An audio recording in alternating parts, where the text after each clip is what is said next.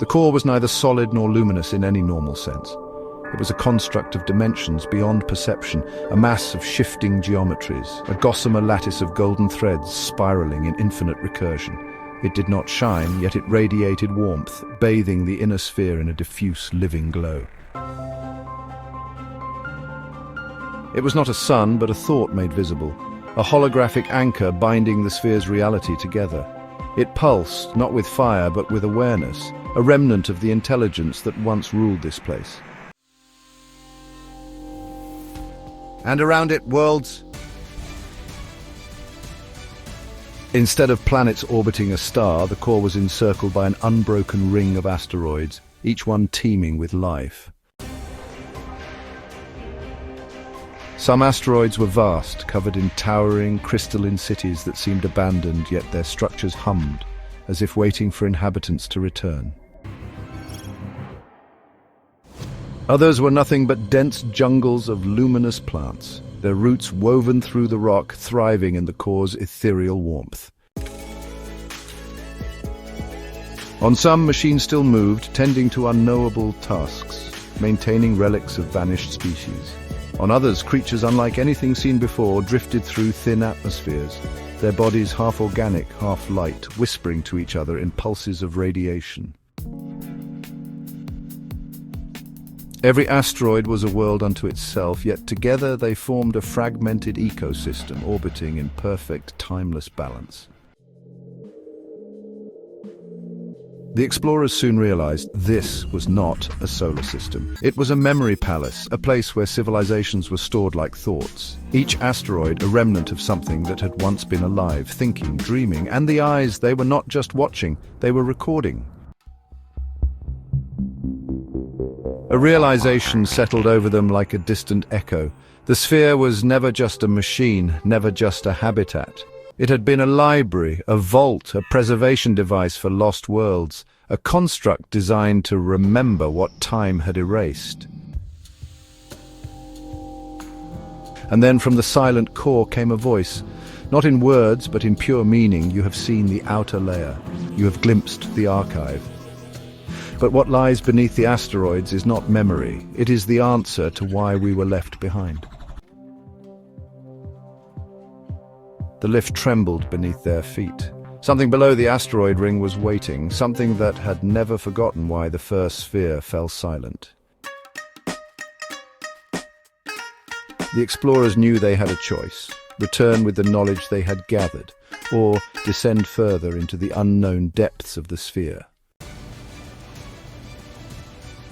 The lift trembled, no longer the passive device it had been before. It seemed to anticipate their decision. They stepped aboard, and the sphere responded. The moment the last of them entered, the platform collapsed downward, falling without falling, as if gravity had ceased to be a single force and instead became a labyrinth of shifting vectors. The asteroid ring blurred above them, the warm glow of the core spiraling into distorted infinity. Then they emerged into darkness. There was no atmosphere here, no drifting eyes watching them, no remnants of life. Instead, they found themselves in a colossal hollow beneath the asteroid ring, a void between the inner shell of the sphere and the core itself. In this abyss, something moved. At first, it was only a distortion, a shimmer at the edge of their perception, a presence that refused to be fully seen. Then the light from the core began to twist, as if space itself was bending around something impossibly vast. And then they saw it. It was not a creature in any biological sense. It had no defined shape, no fixed form. It existed as an absence, a place where light, gravity, and thought itself seemed to collapse. Yet as the explorers strained to comprehend it, it strained back. And then the whispers began, not words, concepts, memories, histories that had never been recorded. We were not the first. We were not the last. This was never a machine. This was never a sanctuary. It was a test. And the first sphere failed. The explorers saw flashes of what came before, visions of civilizations that had entered the sphere, seeking knowledge, seeking refuge. Some had adapted, some had become part of the living memory. But others had vanished. The first sphere, the one that had fallen silent, had not been abandoned. Something had gone wrong. Something had awakened too soon. And now the second sphere was waiting to see if humanity would repeat the same fate. The whispers became a single voice, resonating through the void. To remain is to change, to leave is to forget. Decide. Breaking news. The explorers turned to each other, realizing that whatever this entity was, it was not merely a remnant of the past, it was the true heart of the sphere, a force that had shaped everything within it. To accept its offer meant transformation, becoming part of the sphere's living memory, their minds woven into the fabric of this ancient construct. Perhaps to ascend beyond humanity itself.